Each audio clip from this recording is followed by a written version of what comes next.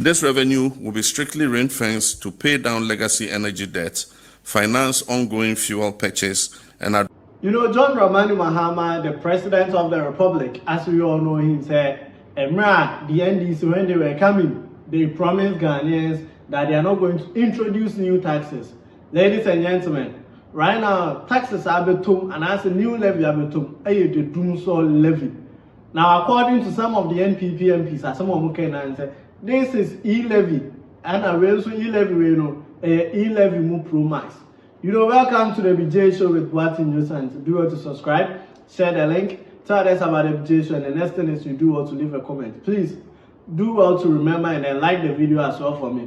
John Dramani Mahama has finally shared his voice on the recent levy, which is the 1 Ghana cedi levy.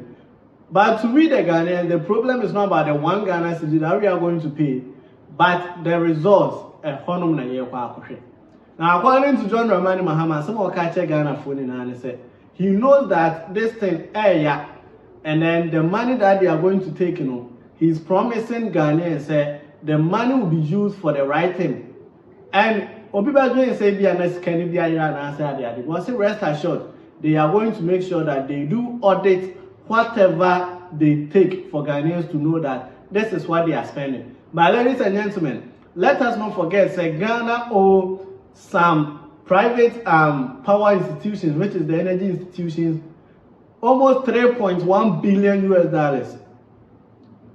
But last year, in the year 2024, the NPP went and then took a loan of $250 million US. The question is, where is that $250 million that we are talking about?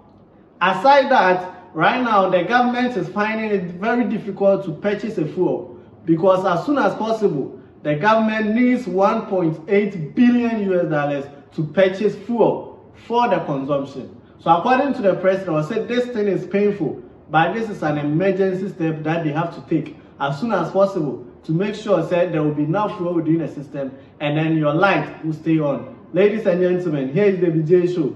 Do well to subscribe and then share the link. Your Excellency John Dramani Mahama. And I want to share briefly how your government is already responding. And the first is restoring fiscal discipline. One of the dialogue's most precise conclusions is that we cannot rebuild confidence in our economy without restoring fiscal discipline and eliminating structural inefficiencies. We have therefore swiftly amended the Public Financial Management Act to introduce a binding debt ceiling aimed at Ghana's debt to GDP ratio, aimed at reducing Ghana's debt to GDP ratio to no more than 45% by 2028. To support this, we are establishing an independent fiscal council by the third quarter of this year to provide professional, non-partisan oversight of the national budget and borrowing framework. This body will publish regular assessments to keep the government accountable to the people. The second is energy sector sustainability. The dialogue recognizes growing energy sector liabilities as the greatest existential threat to fiscal consolidation and macroeconomic stability. Our energy sector carries a debt burden of over $3.1 billion US, with an estimated $1.8 billion US more required to finance fuel procurements for uninterrupted thermal power generation in the coming months. If left unaddressed, this situation significantly threatens national productivity and industrial growth. While we have devised a strategy to liquidate this debt and staunch the bleeding in the power sector, we must take advantage of recent gains created by appreciation in the value of our currency to accelerate the solution to our energy sector challenges. In line with the dialogue's recommendation to boldly tackle the crisis in the energy sector, Parliament yesterday approved an amendment to the Energy Sector Levies Act and a certificate of urgency, introducing a 1 Ghana cedi increase in the energy sector recovery levy. This decision, though difficult, is necessary and justifiable. The additional revenue projected is 5.7 billion cedis annually. This revenue will be strictly ring-fenced to pay down legacy energy debt, finance ongoing fuel purchase, and avert the risk of recurring power shortages. Funds from this levy will not be subject to the hazards of the consolidated fund. And the minister is here. I know when money falls into the consolidated fund, it faces certain hazards. It will not be subject to the hazards of the consolidated fund. The fund will be regularly audited and audit reports made public to ensure its transparent use. While initially much of this revenue will go into the purchase of fuel to ensure stable supply of electricity, with the ongoing developments in the upstream sector, we expect to receive more gas from our E&I Sankofa and Jubilee and 10 fields. With also the assurance of additional gas through the West African gas pipeline, we expect to substantially reduce the use of liquid fuels in our energy mix. At that stage, the resources generated by this increased levy will be channeled to pay down accumulated legacy debts in the power sector. With the recent gains in macro stability and strengthening of the Ghanaian cedi, this levy is not expected to result in any immediate fuel price increases at the pump. We are fully aware of the burden this will place on households and businesses, but I want to assure Ghanaians that this decision was not taken lightly. Furthermore, the government will continue working to reduce systemic inefficiencies in the energy procurement and distribution sectors, while enhancing targeted social interventions for vulnerable groups. Reforming the tax system for growth and fairness.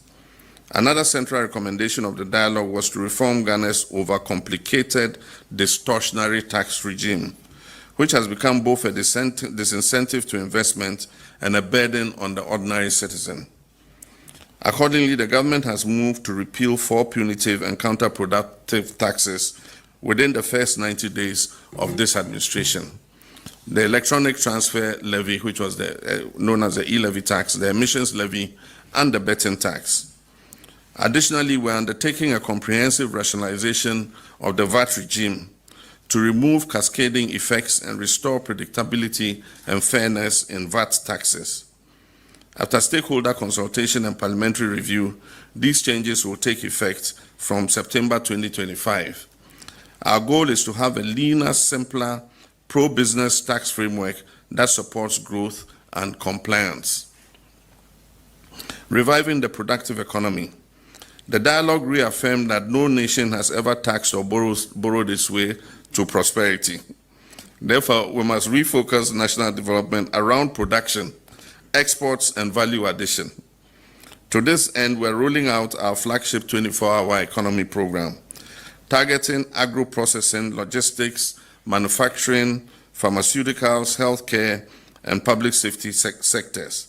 Firms operating in second or third shifts will benefit from fiscal incentives, utility discounts, and labor support schemes.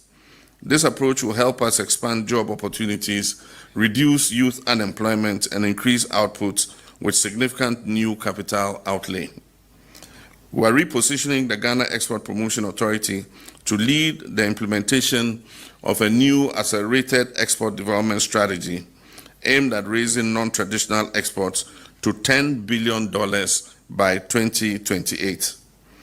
Export zones, port automation, and trade facilitation reforms are being aligned with this goal. Addressing structural constraints and labor market realities. Ladies and gentlemen, the dialogue made it clear that Ghana's crisis is not just fiscal, but also structural. We face a mismatch between our educational outcomes and our labor market needs, inefficiencies in public service delivery, and weak coordination between central and local governments.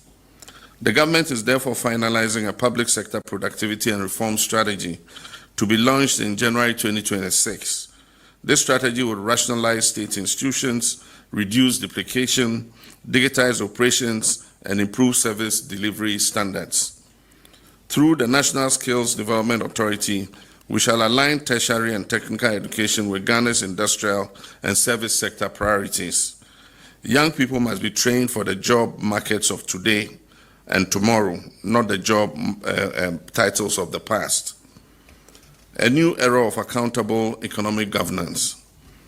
The dialogue also called for a reset in how we govern the economy, not just in terms of policies implemented, but also in terms of how we ensure transparency and accountability.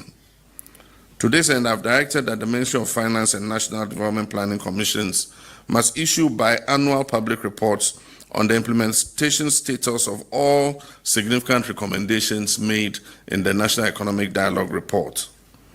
Furthermore, we'll institutionalize multi-stakeholder review of our medium-term development plans and strengthen parliamentary oversight over public spending through enhanced audit and disclosure mechanisms. So that's the President of the Republic, John Dramani Mahama, as someone who told Ghana for himself. Also,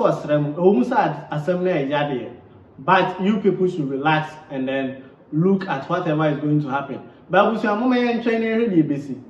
I mean, my main problem is not about the money, but rather, you say ECG, obi otimi ton prepaid itimi boka, yet you hear ECG. Look at all the scandals going on within the ECG system. But what are you people saying? Muntiminka ECG containers and Samsung Teshe. It seems like whatever is going on, ECG, you people, you are proud of it. Because the problem is the ECG. So why don't we solve the problem at the ECG before taking money to solve the energy crisis? Look at the ECG. You know, here is the video show with what in your hand. Subscribe, share the link, tell others about the video show, and the next thing is you do want to leave a comment.